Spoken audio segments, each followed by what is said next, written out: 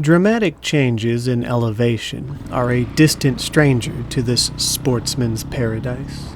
In fact, the highest point in Louisiana would be considered little more than a speed bump to my fellow Western riders. Knowing this, surely anyone could understand why a road named Black Mountain instantly piqued my curiosity. It's quite doubtful that after all this time, I've somehow missed a hidden key feature right in my own backyard, but the name alone is enough to pull me in.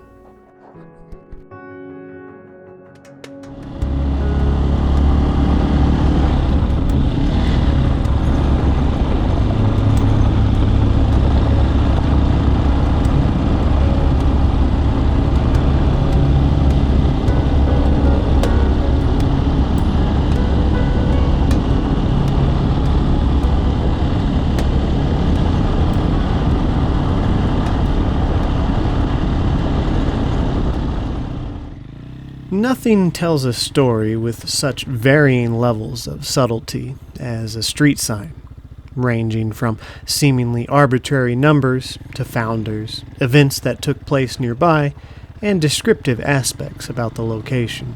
Each sign has its own tale to tell. The most intriguing signs I have found so far tend to fall into one of two categories: the insider and the storyteller. The storytellers are my favorite. Their roads are a book that unfold as you travel through them, with the sign itself being the title of said book. Showcasing a beginning, middle, and end, these roads are elaborate and hard to find. The insider is simpler, but a mysterious puzzle by its very nature. Most often, the reason for their name is known only to a select few individuals. As time passes, these reasons are lost to the outside world. Located about 1 mile south of Wynn Correctional Center, Black Mountain cuts through and trails off into a maze of other roads, as if to compensate for the subdued freedom of its nearby inhabitants. If we were to take nothing else away from this little adventure, at the very least it can act as a strong reminder to remain lost in the woods, never locked in a box.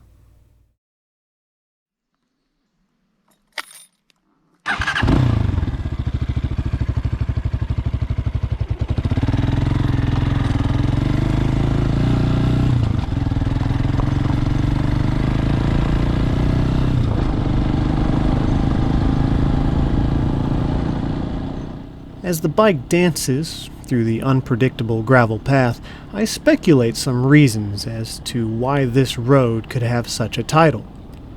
To my best knowledge, coal mining has never been a significant part of our state's history, primarily due to its geological characteristics. Still, I do notice a few patches of dark gravel. Perhaps the rock and soil in this location is simply darker. Louisiana is a key player in the U.S. oil industry. Maybe a time machine would unveil some old pump jacks scattered along the roadside. There is also a strong possibility the area was prone to fires. After all, I can see below the undergrowth that much of the forest alongside the road was burnt recently. And of course, Black is not an uncommon last name. Maybe a family owned much of the land at one point.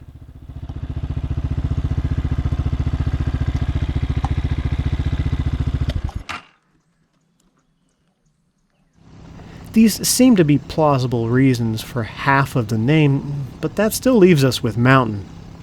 That one is tricky, because both examining the area via satellite and exploring it in person do not reveal any hills. Quite the opposite. Much of this road is as flat as a railroad track. Stumped at the moment, perhaps deeper is simply where we need to go.